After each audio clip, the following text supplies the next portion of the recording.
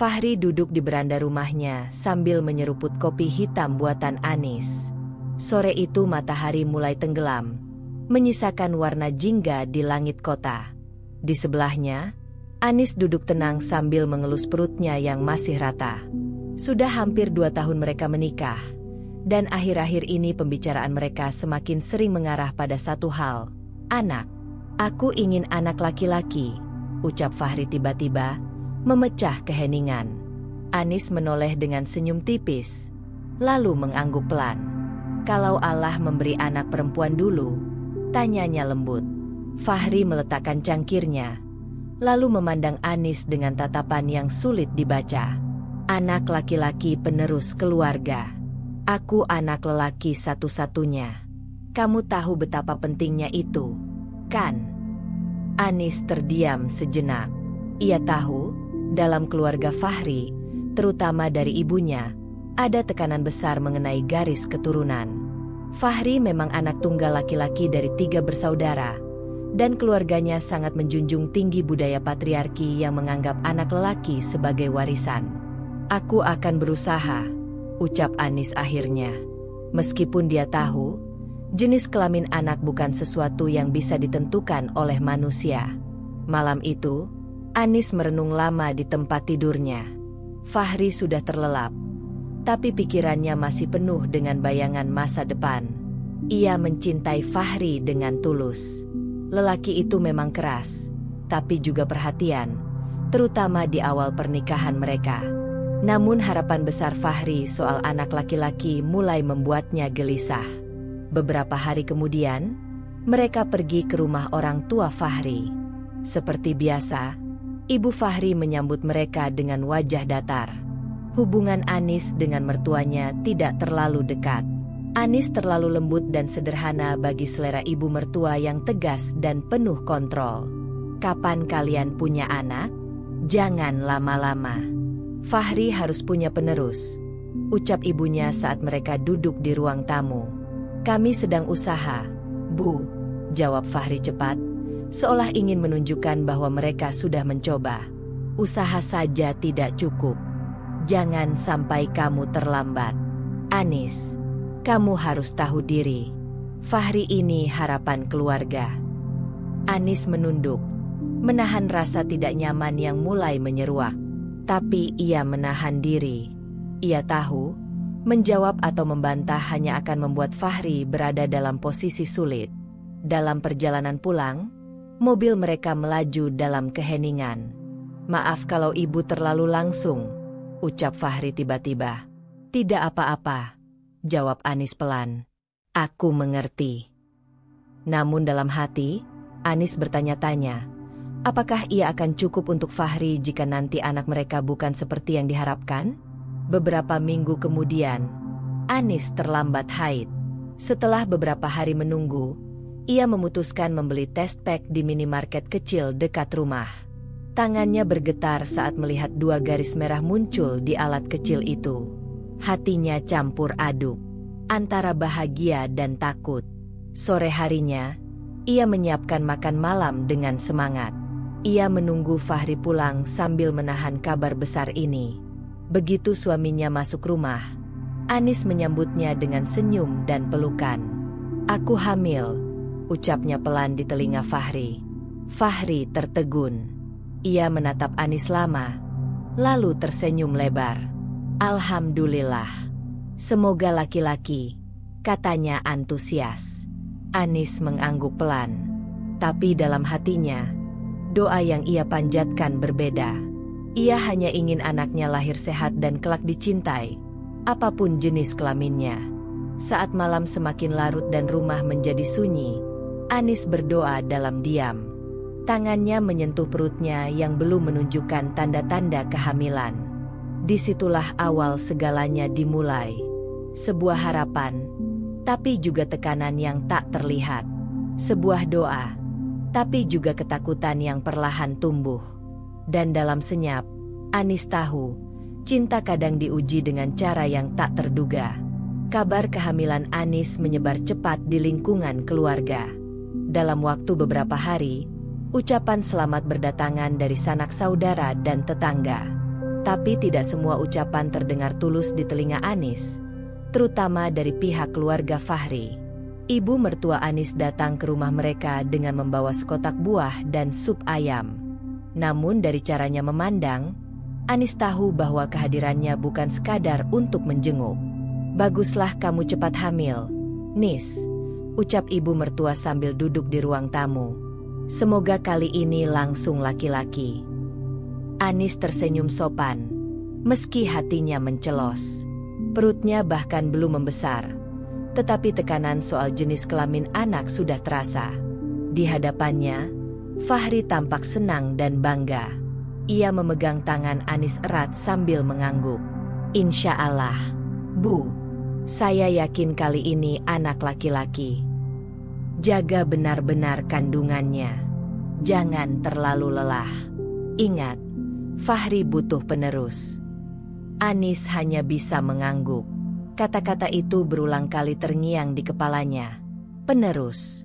Seolah-olah keberadaan bayi ini baru dianggap berharga bila ia laki-laki. Bulan demi bulan berlalu. Kehamilan Anis berjalan cukup lancar. Meski di trimester pertama ia sering mual dan muntah. Fahri mulai lebih perhatian.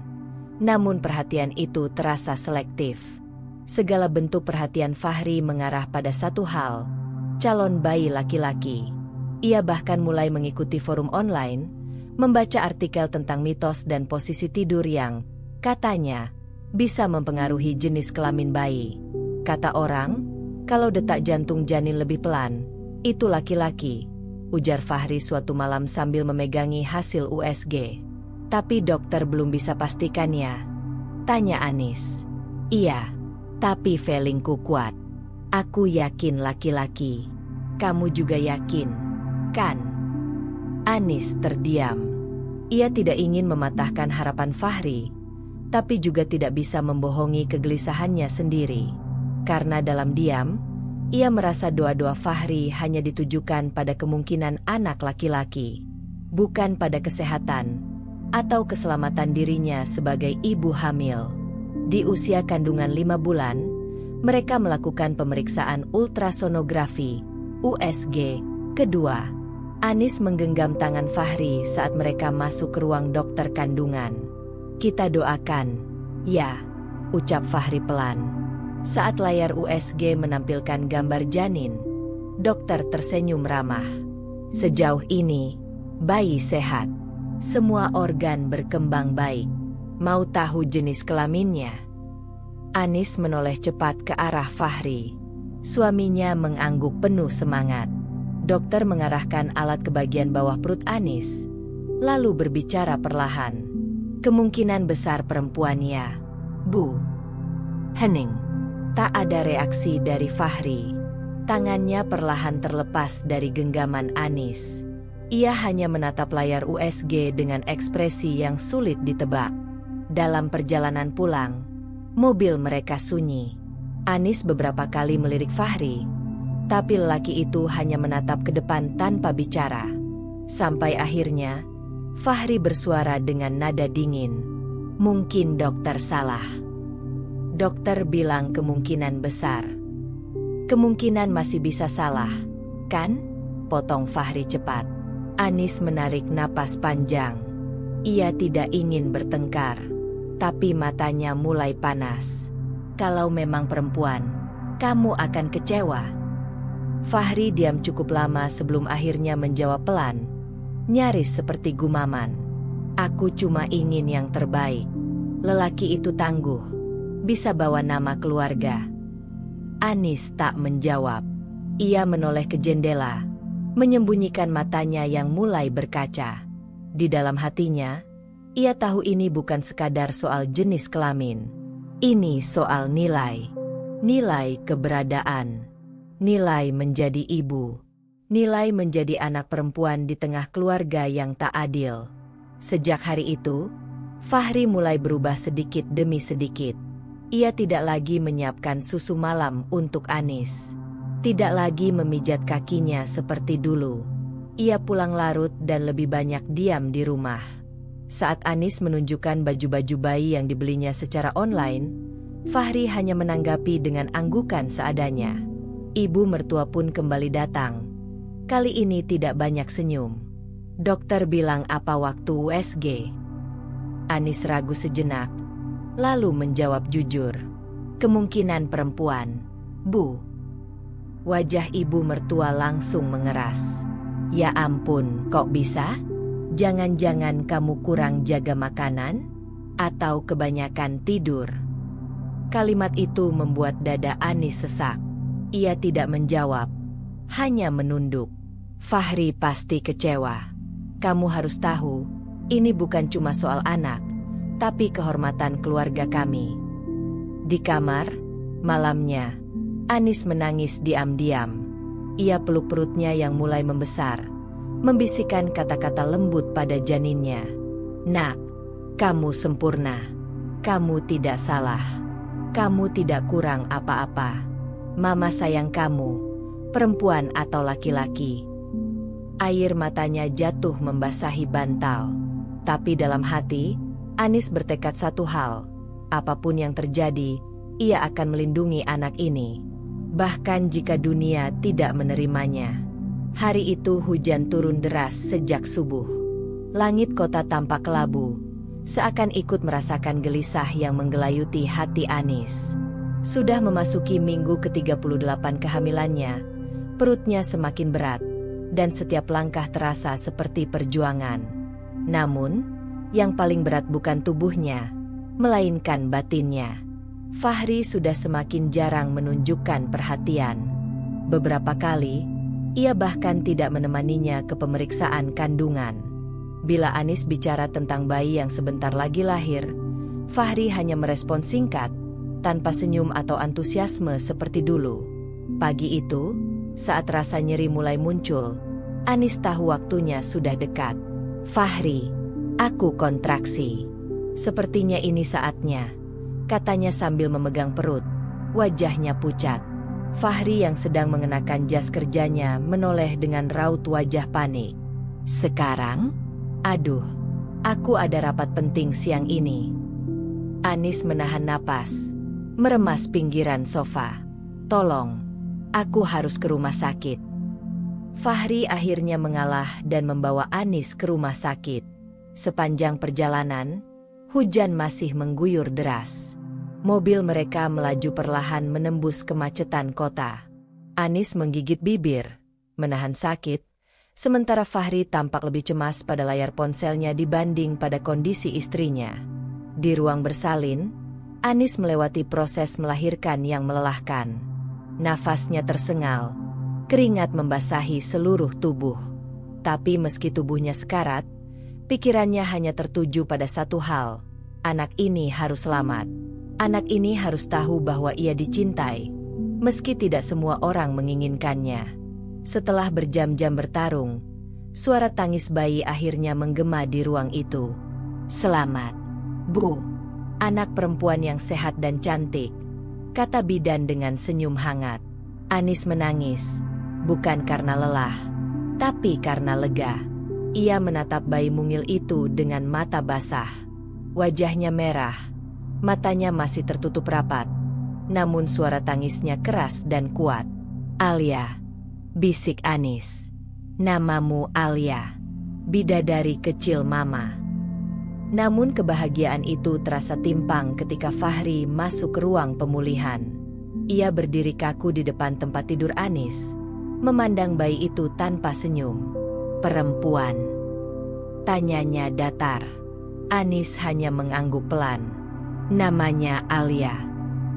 Fahri tidak menjawab. Ia hanya duduk, membuka ponselnya, dan sibuk membaca notifikasi pekerjaan. Anis menoleh ke samping, menatap wajah lelaki yang dulu ia cintai dengan seluruh hati. Tapi kini, antara mereka hanya ada dinding sunyi yang makin tebal. Beberapa hari setelah melahirkan, Anis dibawa pulang ke rumah. Namun suasana rumah tidak terasa seperti rumah. Tidak ada spanduk, selamat datang bayi. Tidak ada kue atau doa bersama keluarga. Hanya ibu Fahri yang datang, tapi tidak dengan senyum hangat. Anak perempuan lagi, Kenapa kamu tidak bisa memberikan Fahri apa yang dia butuhkan? Kata-kata itu menusuk hati Anis lebih dalam dari luka bekas operasi. Ia hanya diam, memangku Alia kecil yang tidur di dekapannya.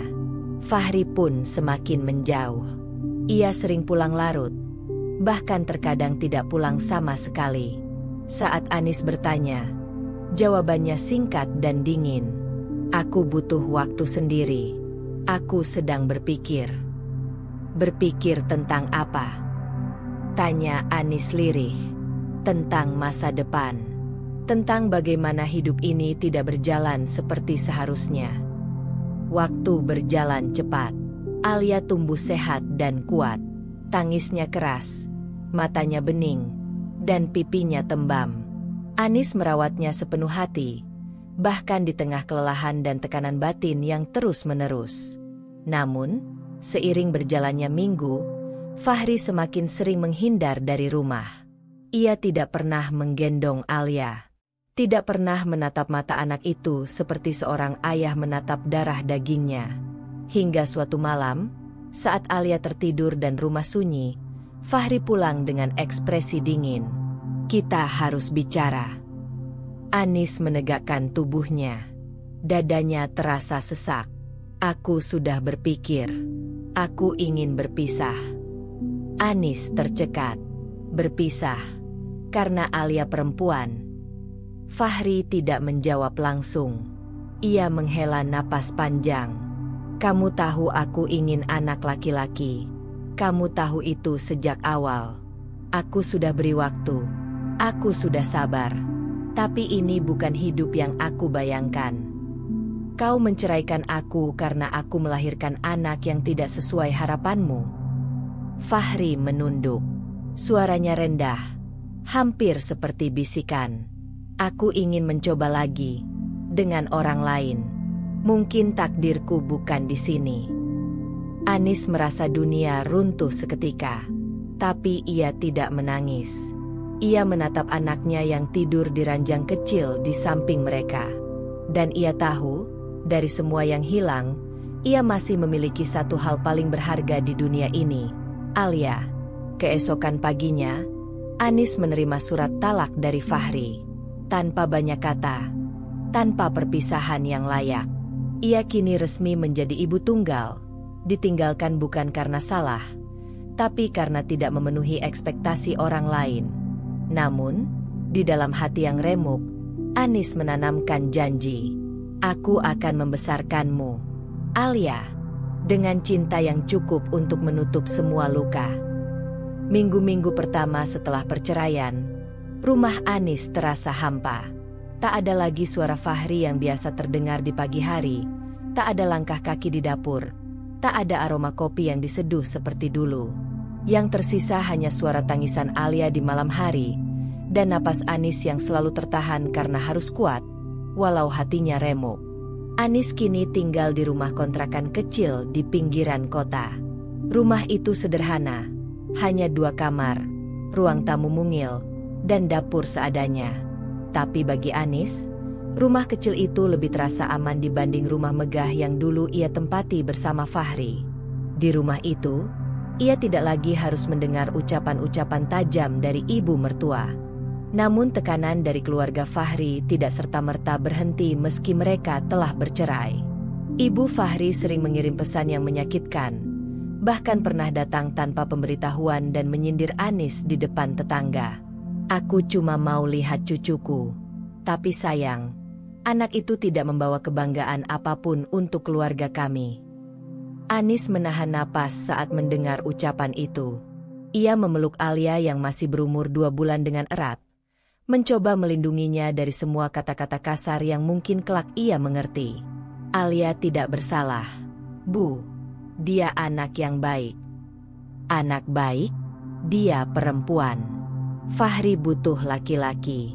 Tapi kamu cuma bisa beri dia ini. Ibu Fahri menunjuk ke arah Alia, seolah anak itu adalah benda yang gagal. Tekanan tidak hanya datang dari keluarga Fahri. Beberapa tetangga dan teman lama ikut menghakimi. Sayangnya, padahal Anis cantik, tapi nggak bisa jaga rumah tangga. Cuma bisa melahirkan anak perempuan. Sih, lelaki zaman sekarang kan mau penerus. Ucapan-ucapan itu menyesakan. Anis merasa sendirian. Ia tidak salah, tapi ia diperlakukan seperti perempuan gagal. Namun setiap kali ia melihat wajah Alia yang polos, semua hinaan itu seolah tidak penting. Sementara itu, Fahri tampak sudah melanjutkan hidup. Kabar tentang dirinya mulai terdengar kembali, bahwa ia mulai dekat dengan seorang perempuan bernama Dina, wanita karir yang terkenal cerdas dan sukses. Banyak yang bilang Fahri beruntung, dan bahkan lebih cocok dengan Dina dibanding dengan Anis. Anis tidak pernah menanggapi gosip itu. Baginya, masa lalunya dengan Fahri sudah berakhir sejak lelaki itu memilih pergi karena alasan yang tidak adil. Meski begitu, bayang-bayang masa lalu masih sering datang. Anis terkadang duduk diam di malam hari, memikirkan bagaimana hidupnya berubah drastis hanya dalam hitungan bulan. Dari istri seorang pria sukses, kini ia menjadi ibu tunggal yang harus membanting tulang sendiri. Ekonomi menjadi tantangan besar.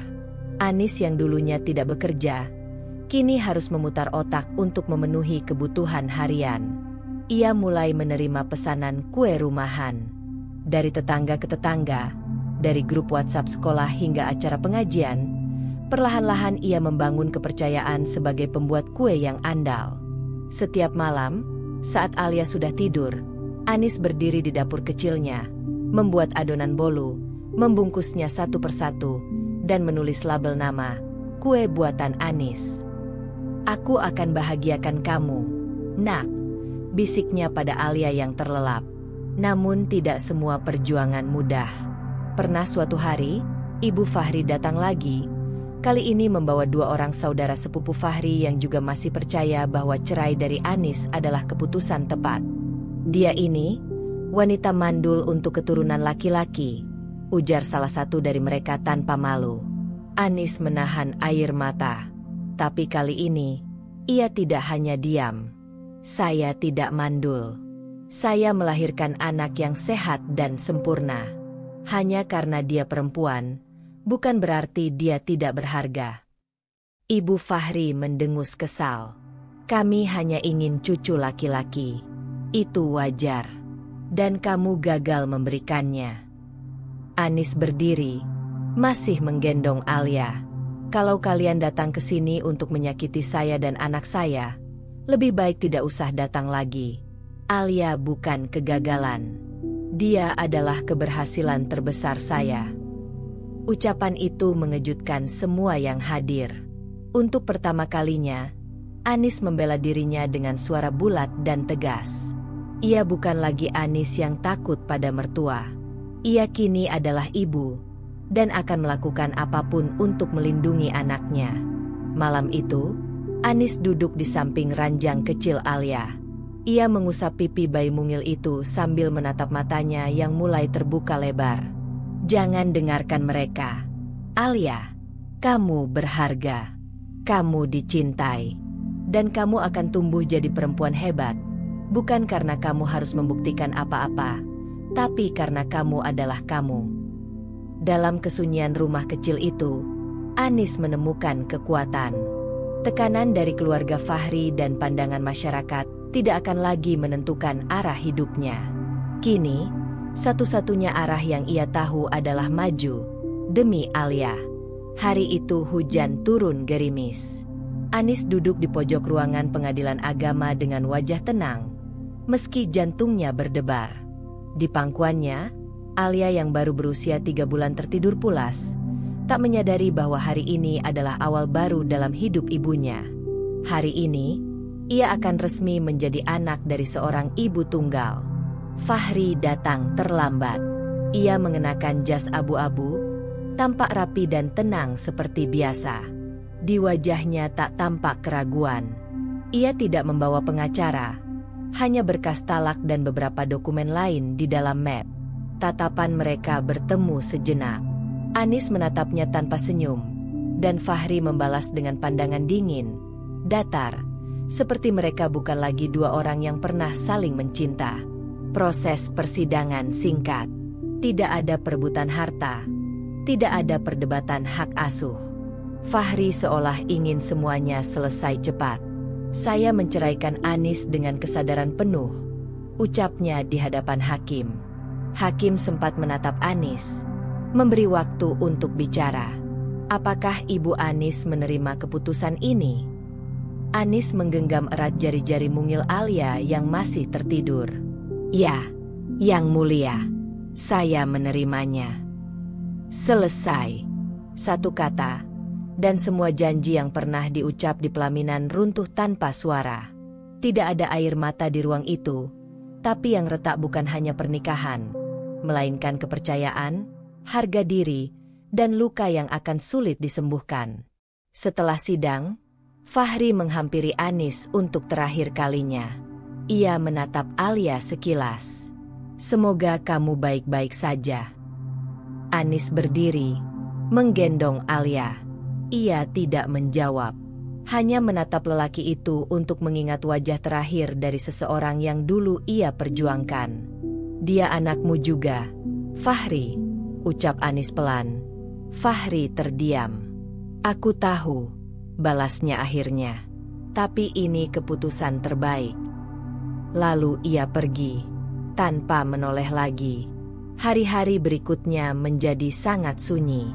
Meski perceraian secara hukum sudah selesai, luka emosional tidak bisa selesai secepat itu.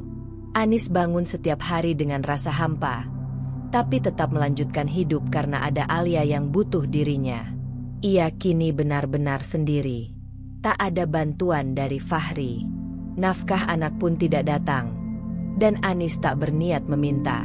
Aku tidak butuh uang dari orang yang tidak menginginkan anak ini, tekadnya. Namun, menjadi ibu tunggal bukan hal mudah. Malam-malam panjang harus ia lewati dengan mata terbuka, menjaga Alia yang sering menangis karena kolik. Siang harinya ia mengurus pesanan kue. Badannya lelah, tapi hatinya pelan-pelan mulai kuat.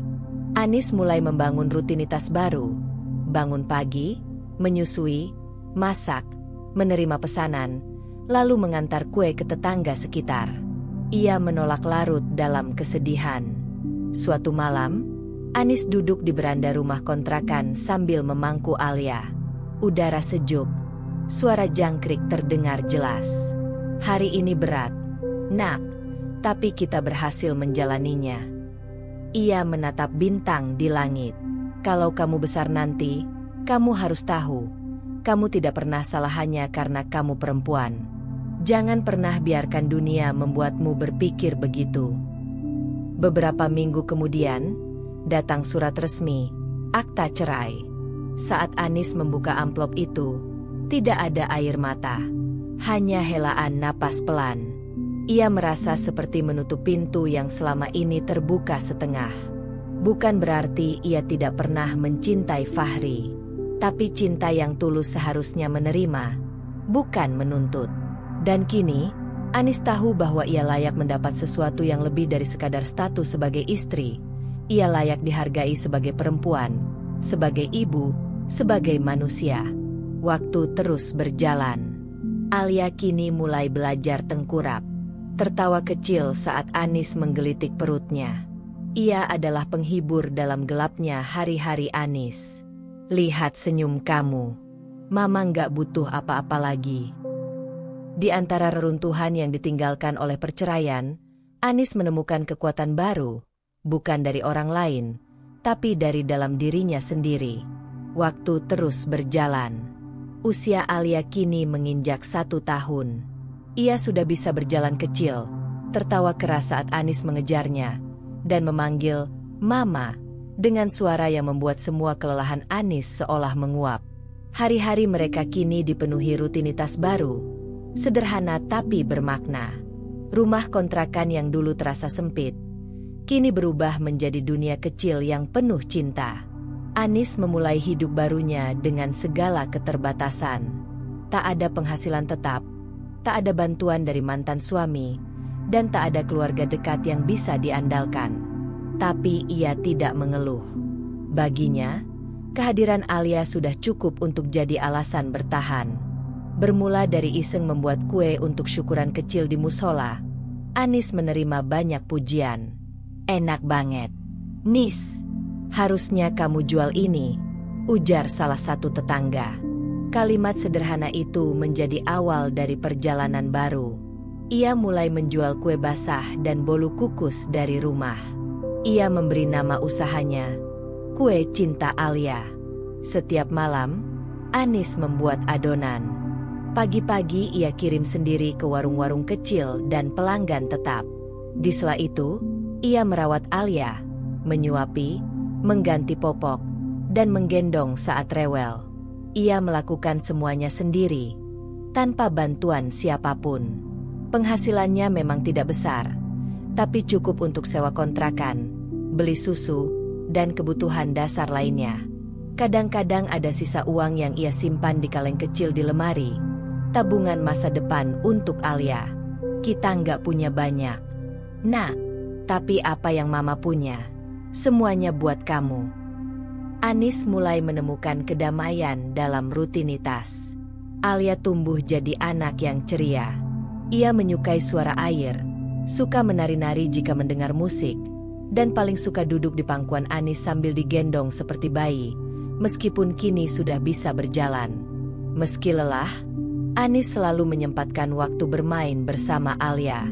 Ia percaya, masa kecil adalah pondasi emosi seorang anak.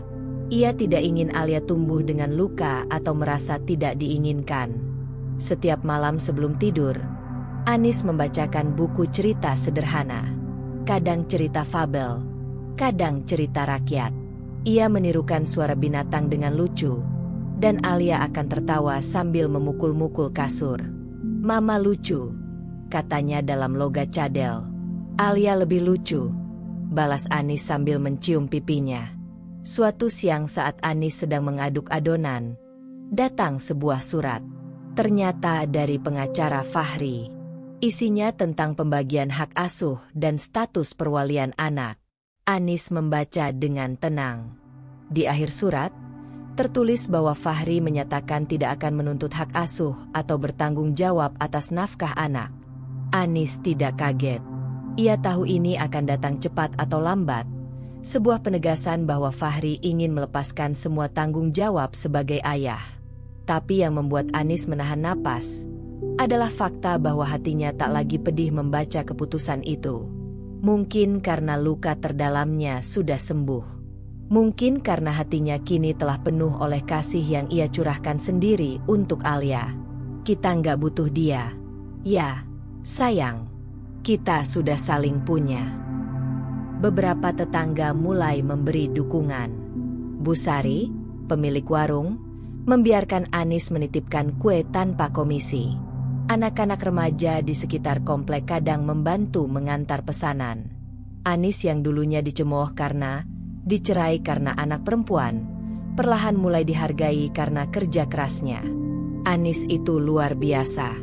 Sendiri, tapi nggak pernah mengeluh. Anak kecilnya juga manis banget. Komentar seperti itu sampai ke telinga Anis dan membuat dadanya hangat. Ia tahu bahwa membuktikan nilai diri bukan dengan membalas dendam, tapi dengan menunjukkan bahwa ia bisa bangkit tanpa menyakiti siapapun. Suatu sore, seorang pelanggan mengajak Anis memotret Alia untuk katalog makanan. Alia duduk di kursi rotan, memegang kue bolu sambil tersenyum ceria. Fotografernya tersenyum puas. "Anak kamu fotogenik sekali." Anis memandangi hasil fotonya. Senyum Alia begitu terang, seperti matahari kecil yang menerangi semua bagian hatinya yang dulu gelap. Ia menyimpan foto itu di dalam dompet. Di baliknya, ia menulis, "Kebahagiaanku bukan ditentukan siapa yang bersamaku, tapi siapa yang bersedia tinggal, bahkan saat semua orang pergi." Di akhir tahun kedua, Kue Cinta Alia mulai mendapat pesanan dari luar kota. Anis membuka akun Instagram sederhana dan mulai belajar tentang pemasaran online. Ia belajar dari nol, sambil tetap menjadi ibu penuh waktu. Hidupnya kini bukan lagi tentang luka, tapi tentang harapan. Ia tahu perjalanan masih panjang. Tapi dengan Alia di sampingnya, ia tidak pernah merasa sendiri. 3 tahun setelah perceraiannya dengan Anis, Fahri duduk di ruang makan rumah ibunya, menatap kosong secangkir kopi yang sudah dingin. Rambutnya kini lebih tipis. Wajahnya tetap rapi tapi terlihat lebih letih. Di balik penampilan yang terjaga, ada keresahan yang mulai tumbuh, dan satu pertanyaan yang terus mengganggu pikirannya. Kenapa semuanya tidak berjalan sesuai rencana? Di hadapannya duduk seorang wanita muda, Dina, usia 25 tahun, cerdas, mandiri, berpendidikan tinggi, dan anak dari rekan bisnis Fahri. Pertemuan mereka beberapa bulan lalu berjalan cepat. Dina adalah kebalikan dari Anis, lugas, rasional, tidak terlalu emosional. Fahri merasa bahwa inilah pasangan yang bisa mendukung ambisinya. Mereka menikah dalam acara sederhana tapi elegan, dengan harapan baru yang tumbuh besar, memiliki anak laki-laki. Hari pernikahan berlangsung di hotel mewah. Tidak ada tangisan haru, hanya senyum formal dan tatapan penuh rencana. Fahri berdiri tegap saat ijab kabul, seolah ingin menegaskan bahwa kali ini ia tidak akan gagal. Ibu Fahri tampak puas, bahkan ikut menyebarkan kabar bahwa akhirnya keluarga mereka akan dimurnikan kembali dengan calon penerus laki-laki yang pasti akan segera datang. Insya Allah, Dina akan bawa keberuntungan, kata ibunya sambil tersenyum ke arah tamu. Anis tak ada dalam undangan. Nama dan kisahnya sudah dihapus dari narasi yang dibangun keluarga Fahri. Di rumah barunya, Dina dan Fahri menjalani kehidupan pernikahan yang tertib. Dina bekerja sebagai konsultan freelance, dan Fahri tetap menjalankan bisnis properti. Segala hal tampak sempurna di luar. Rumah besar, mobil mewah, pasangan yang tampak serasi. Tapi ada satu ruang kosong yang belum terisi, kamar bayi. Setiap bulan, Fahri mencatat tanggal Dina haid. Ia menyarankan agar mereka segera konsultasi ke dokter. Dina menurut, tapi dalam hati, ia mulai merasa terganggu. Kita baru menikah 2 bulan, Fahri, ucapnya suatu malam. Justru itu, semakin cepat semakin baik. Aku nggak mau mengulang kegagalan, jawab Fahri datar. Dina diam. Ia sadar, pernikahan ini dibangun bukan atas dasar cinta, tapi atas harapan yang sangat spesifik, seorang anak laki-laki. Setelah setahun menikah dan tak kunjung hamil, mereka mulai serius melakukan tes kesuburan. Dina menjalani berbagai pemeriksaan medis. Suatu sore, mereka duduk di ruang dokter kandungan yang sunyi. Hasilnya keluar, dan dokter menatap mereka dengan ekspresi penuh empati. Maaf, Bu Dina mengalami kondisi yang membuat kehamilan sangat sulit terjadi secara alami. Fahri terdiam. Dina menoleh pelan, tidak menunjukkan ekspresi. Jadi, saya mandul? Tanyanya pelan. Dokter tak menjawab langsung, hanya menyarankan terapi hormon dan kemungkinan program bayi tabung, tapi peluangnya rendah. Di dalam mobil saat pulang, mereka tak berbicara sepatah kata pun. Dina menatap jendela, dan Fahri menggenggam kemudi lebih erat dari biasanya. Hari-hari berikutnya diisi keheningan. Ibu Fahri kembali hadir dengan pertanyaan-pertanyaan menyakitkan yang dulu ia tujukan ke Anis, kini ditujukan ke Dina. Kamu sehat-sehat aja kan, Din? Sudah periksa? Jangan-jangan kamu yang mandul? Dina menahan emosi. Ia bukan Anis. Ia tidak akan diam jika terus disudutkan. Saya sudah berobat, tapi saya bukan pabrik anak, Bu, jawabnya dingin. Fahri mulai menunjukkan kekecewaan yang sama seperti dulu. Tak sekeras saat bersama Anis, tapi tetap terasa. Ia menjadi lebih dingin, lebih banyak menghabiskan waktu di luar rumah. Malam-malam menjadi jarang diisi percakapan. Fahri menghindari topik anak, tapi di balik diamnya, ia tahu, harapan besarnya hancur. Ia sudah menceraikan wanita yang memberinya anak, hanya karena anak itu perempuan. Dan kini, ia menikah dengan wanita yang bahkan tidak bisa memberinya anak sama sekali. Dina, yang awalnya kuat, mulai merasa kecewa. Ia bukan hanya merasa gagal sebagai istri di mata Fahri, tapi juga sadar bahwa ia dipilih bukan karena siapa dirinya, tapi karena potensi rahimnya. Aku bukan pengganti. Aku bukan mesin produksi. Kalau kamu menikah cuma buat dapat anak, mungkin kita salah sejak awal. Fahri tidak menjawab, tapi untuk pertama kalinya, ia merasa Dina benar. Suatu malam, Fahri memandangi foto lamanya bersama Anis dan Alia. Entah kenapa ia tidak pernah membuang foto itu dari laptop lamanya. Ia perbesar wajah Alia yang baru lahir. Wajah mungil yang dulu tak sempat ia peluk lama. Seketika, hatinya mencelos.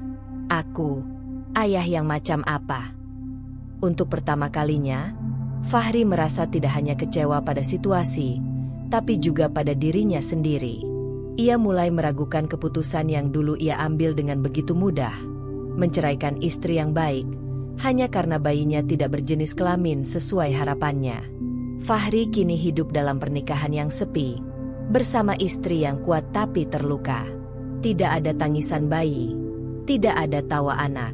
Rumah megah itu sunyi, hanya diisi gema keinginan masa lalu yang tidak pernah terwujud. Dan di satu tempat yang jauh lebih sederhana, seorang anak perempuan bernama Alia tumbuh menjadi sosok yang cerdas dan hangat, tanpa tahu bahwa ayah kandungnya mulai diam-diam merindukannya.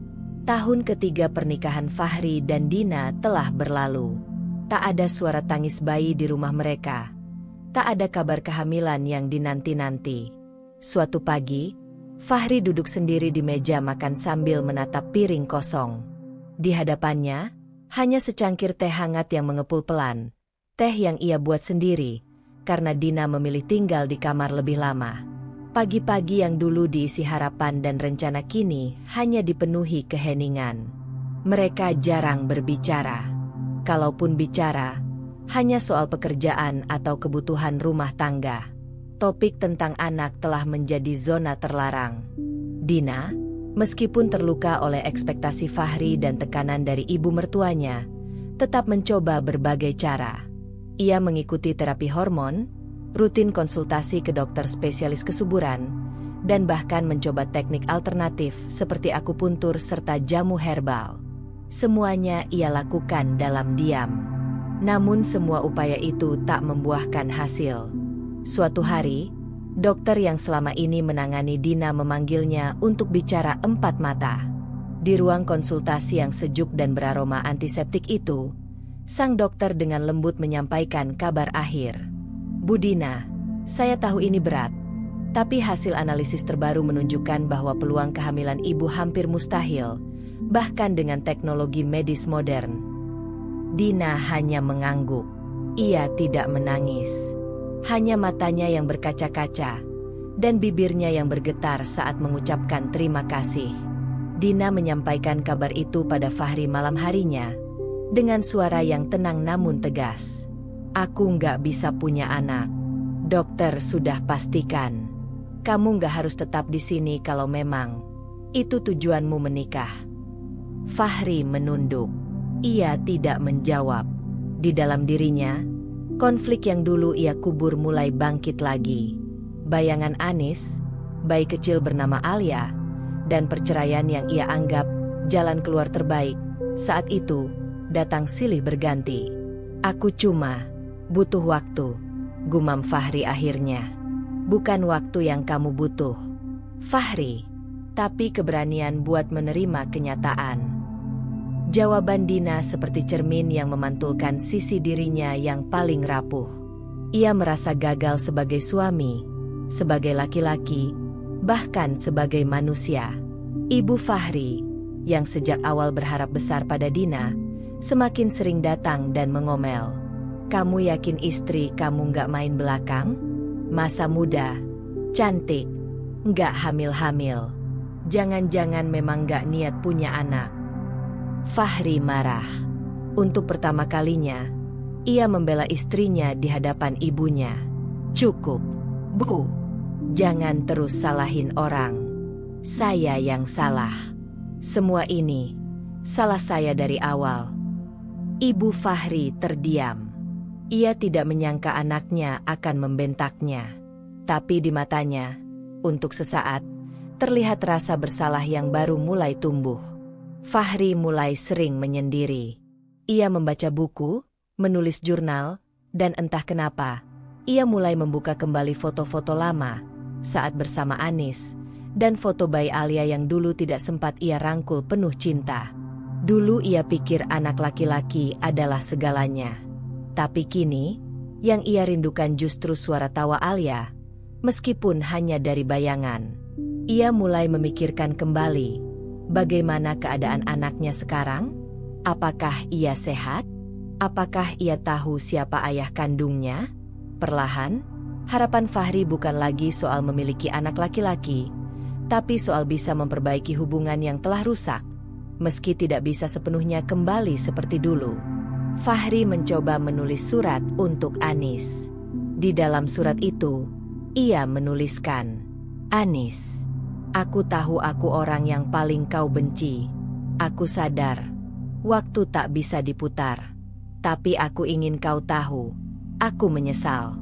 Bukan karena Dina tak bisa memberiku anak, tapi karena aku menyia-nyiakan orang yang seharusnya kupeluk paling erat, kamu dan Alia. Jika kau tak ingin bicara lagi, aku terima. Tapi jika suatu saat kau butuh sesuatu, atau Alia butuh ayah, aku akan ada. Meskipun telat, aku ingin belajar menjadi ayah yang lebih baik." Namun surat itu tidak pernah dikirim. Fahri hanya menyimpannya dalam laci meja kerjanya, tertindih tumpukan dokumen. Kini, semua harapan Fahri tentang memiliki anak laki-laki sirna. Tapi di balik kehancuran itu, sebuah pintu kecil mulai terbuka. Pintu penyesalan, dan mungkin kesempatan untuk bertanggung jawab. Dina tidak pergi, tapi hubungan mereka tak lagi seperti dulu. Mereka hidup berdampingan, tapi tak sepenuhnya bersama. Dan di tengah keheningan rumah besar itu, hanya ada satu suara yang kadang terdengar. Suara hati Fahri yang kini mulai menyebut nama Alia, anak yang dulu ia tolak. Sudah hampir 4 tahun usia pernikahan Fahri dan Dina. Rumah tangga yang dulu tampak stabil perlahan berubah menjadi ladang ketegangan sunyi.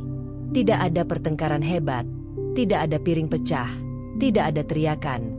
Tetapi setiap kata yang diucapkan seperti berjalan di atas pecahan kaca. Mereka hidup berdampingan, tapi tak saling menyentuh secara emosional. Dina mulai sering pulang larut malam. Ia menerima lebih banyak proyek kerja, menghabiskan waktu di luar rumah, dan mencari pelarian dari suasana rumah yang mencekik. Fahri menyadarinya, tapi tidak berani bertanya. Ia tahu penyebabnya, kekecewaan yang tak pernah terselesaikan. Suatu malam, Dina akhirnya bicara. "Aku nggak bisa hidup begini terus, Fahri. Setiap hari, aku merasa seperti kesalahan berjalan."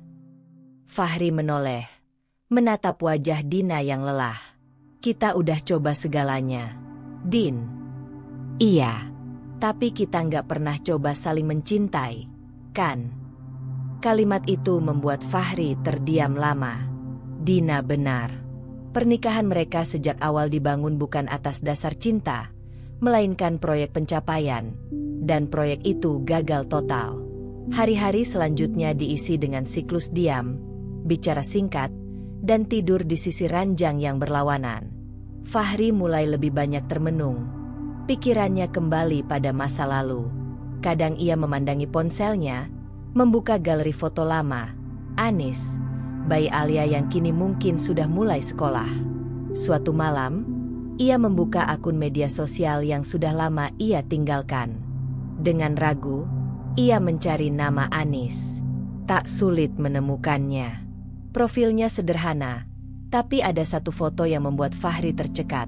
Seorang anak perempuan berseragam TK, dengan rambut dikuncir 2 dan senyum ceria. Di captionnya tertulis, "Hari pertama Alia masuk TK. Bangga sekali, Nak." Fahri menatap layar cukup lama hingga matanya berkaca-kaca. Anak itu, Anakku. Hubungan yang renggang akhirnya pecah dalam sebuah pertengkaran nyata. Suatu malam, Dina memergoki Fahri sedang menatap foto Anis dan Alia. Masih belum bisa lepas dari mereka. Itu anakku juga. Din, aku cuma pengen tahu kabarnya. Kamu gak pernah peduli waktu dia lahir. Kenapa sekarang? Fahri bangkit berdiri, emosinya pecah. Aku salah. Oke. Tapi kamu juga tahu, kita menikah bukan karena cinta. Kita menikah karena obsesi bodoh aku, dan kamu membiarkannya. Karena aku pikir aku bisa mencintaimu, tapi ternyata kamu masih mencintai bayangan masa lalu. Kata-kata itu menggantung di udara. Dina menangis. Bukan karena marah, tapi karena kecewa pada dirinya sendiri. Ia sudah memberi segalanya. Waktu, tenaga, harga dirinya untuk pernikahan yang sejak awal sudah pincang. Dina mengemas sebagian barangnya keesokan pagi. Bukan untuk pergi selamanya, tapi untuk berjarak sementara. Ia menginap di rumah saudaranya, mencari ruang untuk bernapas. Sebelum pergi, ia menatap Fahri di ambang pintu. Kamu harus tahu satu hal, Fahri. Kamu bisa salah ke orang lain, tapi jangan ulangi kesalahan yang sama ke anakmu sendiri. Fahri mengangguk pelan. Tak ada argumen. Hanya rasa bersalah yang makin mengakar dalam dirinya. Dalam kesendiriannya, Fahri mulai merangkai ulang pikirannya. Bukan tentang anak laki-laki, bukan tentang pernikahan, tapi tentang tanggung jawab. Ia sadar, selama ini ia terlalu sibuk menjadi pria yang diakui masyarakat, tapi lupa menjadi ayah yang hadir untuk darah dagingnya sendiri. Anis tidak pernah menghalangi dirinya menjadi ayah. Ia yang melepaskan kesempatan itu. Dan kini, untuk pertama kalinya dalam hidup, Fahri ingin mengenal Alia bukan sebagai simbol kegagalan, tapi sebagai anaknya sendiri. Dina pergi, bukan karena membenci, tapi karena lelah mencintai sendirian. Fahri ditinggal di rumah besar yang kini benar-benar sunyi. Tapi kali ini, keheningan itu menjadi pemicu, bukan luka. Fahri tahu, waktunya tidak bisa diputar, tapi mungkin masih ada waktu untuk menebus apa yang telah hilang. Langkah pertama, bertemu dengan anak yang selama ini hanya ia lihat dari kejauhan. Suasana rumah Fahri benar-benar berubah. Sepi, dingin, tak ada suara televisi, tak ada percakapan antar pasangan. Dina masih belum kembali sejak mereka berpisah sementara 2 minggu lalu. Meski tak ada kata cerai, kepergian Dina terasa seperti keputusan akhir. Bagi Fahri, keheningan itu lebih menyakitkan daripada bentakan. Karena di balik diam, ada penolakan yang tak terucap. Dan di dalam kesendirian itu, Fahri mulai menilai kembali semua pilihannya selama ini. Fahri berdiri di depan cermin panjang di kamarnya. Wajahnya terlihat lebih tua dari usianya. Ada garis-garis lelah di sudut mata dan pipi. Dulu, ia percaya bahwa menjadi kepala keluarga berarti mengambil keputusan tegas, meski menyakitkan. Tapi kini, ia sadar, ketegasan tanpa cinta adalah kesombongan. Ia teringat saat menalak Anis. Waktu itu, dengan wajah datar, ia ucapkan kata-kata itu di ruang tengah. Anis menangis, memohon agar jangan dilakukan demi Alia yang baru lahir. Aku nggak sanggup. Fahri, aku baru jadi ibu. Jangan ambil semuanya dalam 1 hari. Tapi Fahri tetap pergi. Dan hari itu menjadi luka permanen dalam hidup Anis. Dan mungkin Alia, jika suatu saat ia tahu. Di ruang kerja Fahri, ada sebuah album foto lama. Ia belum pernah membukanya sejak bercerai dengan Anis. Tapi pagi itu, dengan hati bergetar, ia membuka halaman demi halaman. Ada foto pernikahan mereka. Wajah Anis penuh harap. Senyumnya sederhana. Ada foto saat liburan ke Bandung, saat Anis hamil dan mereka tertawa bersama. Lalu foto terakhir. Anis menggendong Alia bayi yang dibungkus selimut merah muda. Fahri menatap lama. Air matanya jatuh perlahan. Kenapa aku sebodoh itu? Hari itu, Fahri nekat mengunjungi taman dekat sekolah TK yang ia lihat dari media sosial Anis. Ia berdiri agak jauh dari pagar. Tak berani masuk. Anak-anak berlarian di dalam, mengenakan seragam warna biru dan topi kecil. Ia mencoba mencari Alia lewat ciri-ciri dari foto, dan tiba-tiba, matanya menangkapnya. Seorang gadis kecil berambut kuncir 2, mengenakan sepatu pink, sedang memberi makan burung bersama gurunya. Itu Alia. Tanpa sadar, Fahri tersenyum. Ada getaran aneh di dadanya. Rasa bangga, sedih, dan cinta yang selama ini ia tolak, kini menyeruak begitu kuat. Ia tidak mendekat, hanya berdiri dan mengamati. Tapi itu cukup untuk menegaskan satu hal. Ia tidak ingin hidupnya selesai tanpa mengenal anaknya sendiri. Malam harinya, Fahri membuka laptop, dan untuk pertama kalinya dalam hidup, ia menulis diari. 16 Oktober. Hari ini aku melihat Alia untuk pertama kalinya setelah hampir 6 tahun. Ia tumbuh cantik, ceria, dan mirip Anis. Aku tak pantas menjadi ayahnya, tapi aku ingin punya kesempatan. Bukan untuk menebus masa lalu, tapi untuk memperbaiki sisa waktu yang ada. Seminggu kemudian, telepon rumah berdering. Nomor yang muncul di layar bukan nama yang ia simpan, tapi ada firasat kuat. Dengan jantung berdegup cepat, Fahri mengangkat. Halo, ini Fahri. Assalamualaikum. Fahri, ini Anis. Suara itu lembut, tenang, tapi penuh jarak. Waalaikumsalam. Anis, aku tahu kamu lihat Alia kemarin di sekolah. Fahri tercekat. Rupanya Anis melihatnya dari kejauhan. Aku nggak bermaksud ganggu. Aku cuma pengen lihat dia, walau dari jauh. Fahri, Anis menghela napas. Kalau kamu serius ingin mengenal Alia, kita bisa bicarakan. Tapi jangan masuk lalu pergi lagi. Aku nggak bisa lihat anakku disakiti. Fahri mengangguk. Meski Anis tak bisa melihat. Aku janji, aku nggak akan pergi lagi. Malam itu, Fahri duduk di teras rumahnya. Ia tak tahu bagaimana masa depan akan berjalan. Tapi satu hal ia tahu pasti. Ia tidak ingin hidup sebagai bayangan dari kesalahan. Ia ingin hadir. Bukan sebagai mantan suami Anis, tapi sebagai ayah dari Alia. Dan itu, baginya, adalah pilihan yang baru dan paling benar dalam hidup. Hari Sabtu pagi, langit sedikit mendung, tapi suasana taman kota tetap ramai oleh keluarga yang mengajak anak bermain. Fahri duduk di bangku panjang dekat taman bermain, mengenakan topi dan jaket gelap, berusaha tidak mencolok. Di pangkuannya ada sebuah buku, tapi matanya tak benar-benar membaca. Ia sedang menunggu, atau lebih tepatnya, berharap. Anis menyebut bahwa setiap Sabtu pagi, Alia biasa diajak bermain ke taman ini. Ia tidak menjanjikan pertemuan, tapi Fahri tahu, ini kesempatan yang bisa datang sekali. Dan akhirnya, di antara tawa anak-anak dan suara langkah kaki, matanya menangkap sosok kecil berlari sambil membawa balon biru. Itu Alia. Alia tampak riang. Ia mengenakan kaos bergambar kelinci dan celana pendek warna krem. Rambutnya dikepang 2, persis seperti di foto. Di belakangnya, Anis berjalan santai sambil membawa tas kecil dan botol minum.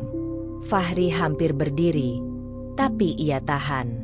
Ia tidak mau membuat suasana aneh. Namun takdir punya cara sendiri. Balon Alia terlepas dari tangannya dan terbang ke arah Fahri. Sang gadis kecil langsung mengejar dan berhenti tepat di depannya. Om, itu balon aku, serunya sambil menunjuk ke udara. Fahri tertegun. Suara itu ceria, jernih, dan polos. Ia segera berdiri dan tersenyum.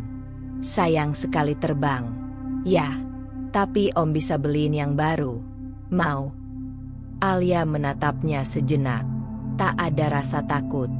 Justru ia tersenyum lebar. Mau, tapi harus warna biru juga. Fahri tertawa kecil. Ia berjongkok agar sejajar dengan Alia. Siap, putri biru. Anis yang memperhatikan dari jauh segera menghampiri. Waspada, Alia. Sini, jangan jauh-jauh. Alia menoleh, lalu memanggil. Bu, ini Om baik. Dia mau beliin balon baru. Anis menatap Fahri. Mata mereka bertemu. Tak ada kata. Hanya tatapan panjang penuh makna. Luka, jarak, dan masa lalu yang tidak bisa dihapus. Fahri berdiri. Ia bicara pelan.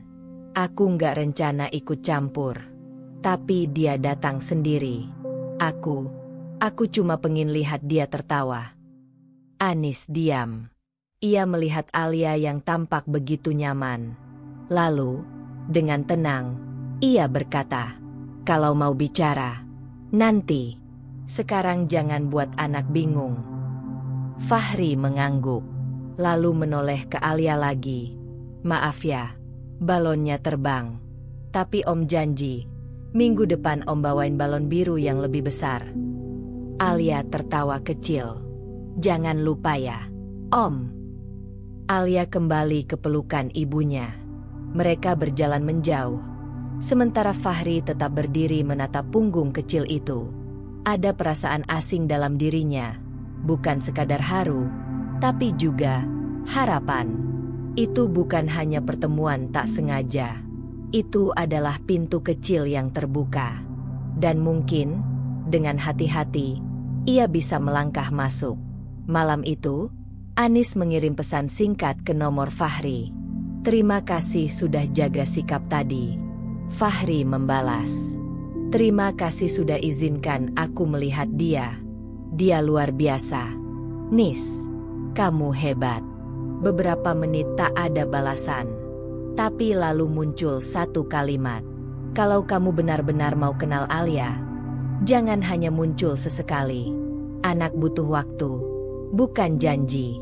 Fahri membacanya berkali-kali. Ia tahu, jalan ini tidak akan mudah. Tapi itu adil. Karena selama ini, ia tak pernah memberi waktu untuk anaknya. Kini saatnya membayar dengan kehadiran. Pertemuan itu sederhana. Sebuah balon terbang, seorang gadis kecil tertawa, dan seorang ayah yang menatap diam-diam. Tapi di balik kesederhanaan itu, tersimpan janji. Bukan janji manis, tapi janji untuk memperbaiki. Fahri tak akan melewatkan Sabtu lagi. Minggu pagi itu, udara cukup sejuk. Jalanan di kompleks tempat Anis tinggal tampak tenang. Fahri berdiri ragu di depan pintu rumah sederhana bercat abu-abu muda. Tangannya sempat rangkat hendak mengetuk. Namun ia menariknya kembali. Ini bukan sekadar kunjungan. Ini penebusan. Dan ia tahu, tak ada kata yang bisa langsung menghapus luka bertahun-tahun. Pintu dibuka oleh Anis, mengenakan gamis biru muda dan kerudung sederhana. Wajahnya datar, tidak menunjukkan kehangatan maupun kemarahan. Tapi sorot matanya tajam. Ia tahu kenapa Fahri datang. Masuklah, katanya singkat. Fahri menunduk, lalu melangkah masuk. Ruang tamu bersih, tertata rapi. Di dinding tergantung foto Alia kecil saat ulang tahun keempat. Tidak ada jejak foto Fahri dimanapun. Mereka duduk berhadapan. Sun. Hanya terdengar suara jam dinding berdetak pelan. Aku nggak akan berputar-putar. Nis, ucap Fahri, membuka percakapan. Aku datang untuk minta maaf. Bukan hanya karena menalakmu dulu, tapi karena aku membuangmu. Membuang anak kita, tanpa memikirkan bagaimana kalian bertahan. Anis menatapnya. Ia masih diam. Waktu kamu lahirin Alia, aku kecewa. Aku bahkan gak mau pegang dia. Padahal, dia anakku. Kamu udah kasih segalanya. Tapi aku buta. Aku pikir, anak laki-laki lebih penting dari keluarga utuh. Dan sekarang, tanya Anis datar.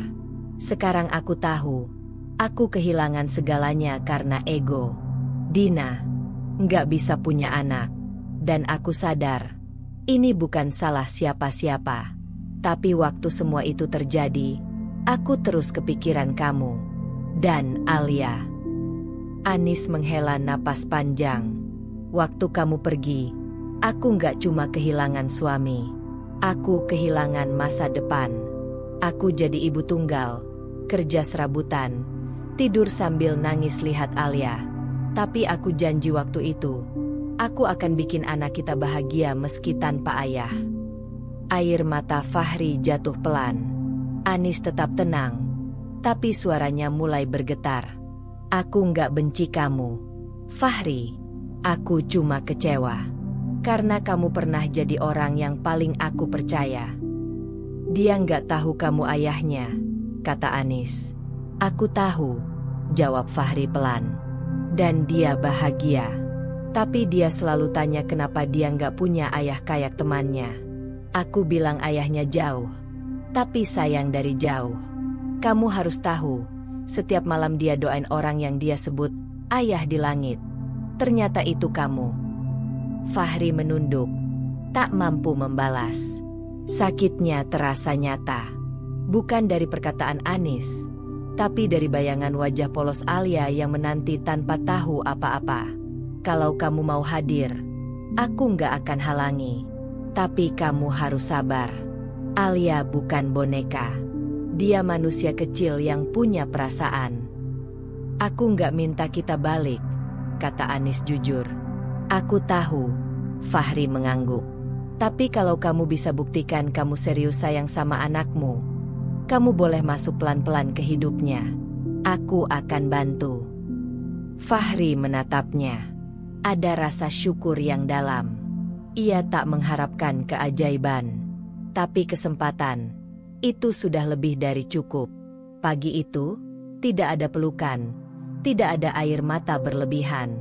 Tapi ada dua orang dewasa yang akhirnya bicara sebagai orang tua, bukan sebagai mantan pasangan. Fahri berdiri di ambang pintu. Sebelum pergi ia berkata, "Terima kasih, Anis. Kamu nggak pernah hancurkan jembatan. Aku yang bakar semuanya. Dan sekarang, aku mau mulai membangunnya kembali, satu batu demi batu." Anis mengangguk, lalu menutup pintu pelan. Hari Sabtu pagi kembali tiba. Taman kota masih menjadi tempat yang sama. Ramai, penuh tawa anak-anak dan aroma jajanan kaki lima. Tapi bagi Fahri, setiap Sabtu kini memiliki makna yang berbeda. Ini bukan lagi sekadar kesempatan, tapi komitmen. Komitmen untuk hadir. Anis menyetujui pertemuan kedua.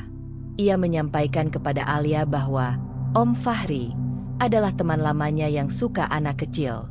Belum ada pengakuan siapa Fahri sebenarnya, tapi Anis ingin mengenalkan sosok itu perlahan. Pagi itu, Fahri datang membawa 2 balon, 1 biru dan 1 ungu. Alia langsung menyambutnya dengan senyum lebar. Om janji bawa 2 balon. Ya. 1 buat kamu, 1 buat cadangan kalau terbang lagi, sahut Fahri sambil jongkok dan mengikatkan tali balon ke pergelangan tangan Alia. Anis duduk tak jauh dari mereka, memperhatikan dari kejauhan, tetap waspada tapi tidak mencampuri. Mereka duduk di bawah pohon besar, menikmati jus mangga yang dibeli Fahri. Alia menceritakan tentang sekolah, teman-temannya, dan 1 boneka kelinci yang ia beri nama Nisa. Kenapa namanya Nisa? Karena mirip nama aku, Alia, tapi biar nggak sama. Fahri tertawa, lalu berkata, "Kalau Om punya boneka, Om kasih nama Alia." Alia tersipu malu, tapi matanya berbinar. Ia merasa nyaman. Nyaman dengan sosok pria dewasa yang tidak menghakimi, tidak memerintah, hanya mendengar dan hadir. Hari-hari berikutnya, Sabtu demi Sabtu, Fahri semakin rutin hadir. Ia ikut menemani Alia ke toko buku, membantu menggambar di taman, bahkan menonton pertunjukan badut jalanan bersama. Anis mulai mempercayainya lebih jauh, tapi ia tetap menjaga batas.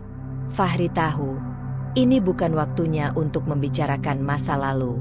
Ini saatnya membuktikan perasaan, bukan hanya mengucapkannya. Suatu malam, Alia meminta ibunya membacakan cerita seperti biasa. Namun kali ini, setelah cerita usai, Alia bertanya, "Bu, kenapa Om Fahri mirip aku?" "Ya." Anis terdiam sejenak, lalu menjawab dengan tenang, "Mungkin karena kalian sama-sama baik." Alia tampak berpikir keras, lalu berkata, "Kalau Om Fahri ayah aku, boleh nggak?" Pertanyaan itu menampar pelan. Anis membelai rambut putrinya dan menjawab pelan, "Kalau kamu sayang Om Fahri, dan dia juga sayang kamu, mungkin kamu nggak perlu sebut dia ayah. Tapi kamu tahu di hati kamu, dia penting." Alia tersenyum. "Aku suka Om Fahri. Dia baik. Tapi aku lebih suka kalau dia tetap datang setiap Sabtu." Sabtu berikutnya, Fahri datang membawa hadiah. Boneka beruang kecil berwarna coklat muda dengan pita biru. "Namanya kamu yang kasih, ya?" ucap Fahri saat menyerahkan. Alia menatap boneka itu sejenak, lalu berkata, "Namanya Ayah." Fahri hampir menangis saat itu juga. Ia tak berani menatap Anis, tapi ia tahu ada sesuatu yang berubah. Bukan hanya pada Alia, tapi juga dalam dirinya. Hubungan tidak dibangun dalam sehari, tapi hari-hari kecil, kehadiran rutin, dan niat tulus mampu membentuk jembatan yang kuat. Meski Alia belum tahu kebenarannya, ia sudah merasakan ikatan. Dan Fahri tahu, ia tidak boleh menghilang lagi. Sudah lebih dari 2 bulan Fahri rutin hadir dalam hidup Alia. Sabtu bukan lagi hari biasa. Itu hari yang ditunggu dengan semangat oleh seorang gadis kecil yang perlahan mengenal hangatnya perhatian seorang pria dewasa. Namun, di balik senyum Alia, ada kegelisahan yang mulai tumbuh di hati Anis. Waktu berjalan, dan cepat atau lambat, kejujuran tidak bisa lagi ditunda. Anis duduk di ruang tamu sambil memandang foto Alia yang tertawa lepas di pelukan Fahri, diambil diam-diam oleh dirinya sendiri. Ia tahu, hubungan itu tumbuh dengan indah. Tapi membiarkannya berlanjut tanpa kejelasan hanya akan melukai lebih dalam suatu hari nanti. Hari itu, Anis mengajak Fahri bicara saat Alia sudah tidur. "Mas, aku rasa waktunya tiba," ucap Anis pelan. "Waktu untuk apa?" "Untuk memberitahu Alia siapa kamu sebenarnya." Fahri menghela napas panjang. Ia tahu Anis benar, tapi rasa takut masih membayangi. Takut ditolak oleh darah dagingnya sendiri. "Aku takut dia marah atau kecewa. Dia belum tentu terima begitu saja. Dia anak yang kuat, tapi dia berhak tahu kebenarannya dari kita, bukan dari orang lain atau dari pertanyaan yang tak terjawab." Fahri mengangguk. Wajahnya tegang, tapi ada tekad baru di sana. Hari Minggu sore, Anis memilih waktu dan suasana yang tenang. Alia baru selesai mewarnai buku gambarnya. Mereka duduk di ruang keluarga. Fahri datang, tapi kali ini tanpa balon atau hadiah, hanya membawa keberanian. Anis menggenggam tangan putrinya, lalu mulai bicara. "Alia, kamu tahu kan kamu selalu tanya tentang ayah kamu?" Alia mengangguk pelan, matanya membesar. "Iya, ayah yang di langit itu." "Iya, sayang. Tapi ayah kamu ternyata tidak jauh. Dia di sini." Alia menatap Anis, lalu menoleh ke Fahri. Matanya berpindah-pindah, seperti mencoba menyatukan puzzle yang belum lengkap. "Om Fahri." Bukan Om. Aku, ayah kamu, Alia. Jawab Fahri akhirnya. Suara gemetar. Alia membeku. Tak langsung bereaksi. Wajah kecilnya menyimpan campuran bingung dan terkejut. Kenapa baru bilang sekarang? Anis menatap Fahri, memberi isyarat agar ia menjawab sendiri. Fahri menarik napas dalam, lalu berkata, "Karena dulu ayah melakukan kesalahan besar. Ayah pernah meninggalkan kamu dan ibu. Tapi bukan karena kamu salah. Alia, bukan." "Lalu kenapa?" tanya Alia. Suaranya hampir pecah. "Ayah bodoh. Ayah terlalu keras kepala, terlalu dengar orang lain, dan lupa kalau anak adalah anugerah. Ayah harap kamu bisa pelan-pelan mengerti, walaupun ayah nggak pantas minta itu." Alia diam. Lama. Ia hanya menunduk, memeluk boneka beruang kecil yang ia beri nama Ayah. "Berarti, boneka ini dari ayah benerannya," gumamnya. Mata Alia akhirnya berkaca-kaca. Ia menangis, bukan karena marah, tapi karena jiwanya yang kecil sedang bekerja keras memahami sesuatu yang terlalu besar untuk usianya. Anis memeluknya erat. Fahri mendekat pelan, lalu menyentuh pundaknya. "Ayah sayang kamu, Alia. Dari awal, ayah cuma terlambat, tapi sekarang ayah nggak akan pergi lagi." Alia menatapnya sambil menangis, lalu berkata, "Aku bingung, tapi aku senang kamu bukan cuma Om." Hari itu Alia tidak langsung memanggilnya Ayah. Ia masih butuh waktu, tapi Fahri tidak menuntut. Ia tahu, cinta tidak ditentukan oleh gelar, tapi oleh ketulusan yang terus-menerus diberikan. Dan untuk pertama kalinya sejak lama, Fahri merasa layak, meski belum sempurna. Waktu tak bisa diputar. Apa yang terjadi tak bisa dihapus.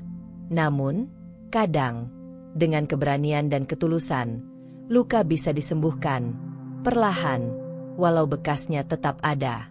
Setelah kejujuran terungkap, hari-hari berjalan dengan canggung. Alia belum memanggil Fahri Ayah, tapi ia tidak menjauhinya. Ia hanya butuh waktu. Dan Fahri belajar menerima itu, bahwa cinta tidak bisa ditagih. Di sisi lain, Anis kembali menjalani hidup dengan hati yang ringan meski tetap berjaga.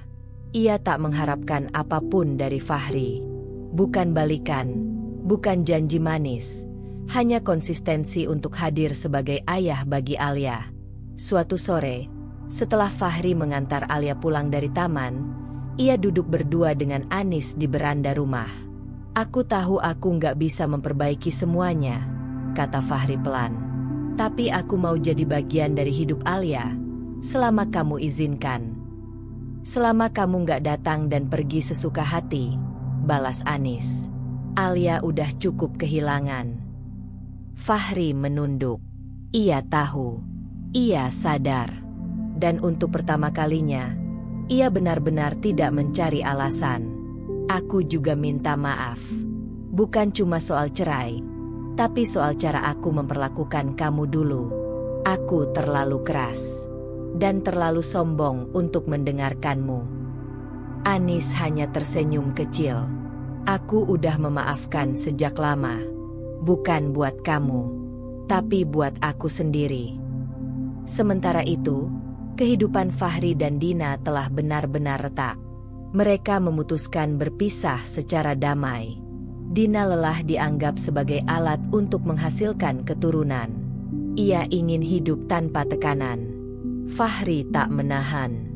Ia hanya berkata, "Maaf, kamu datang dalam hidupku saat aku masih buta.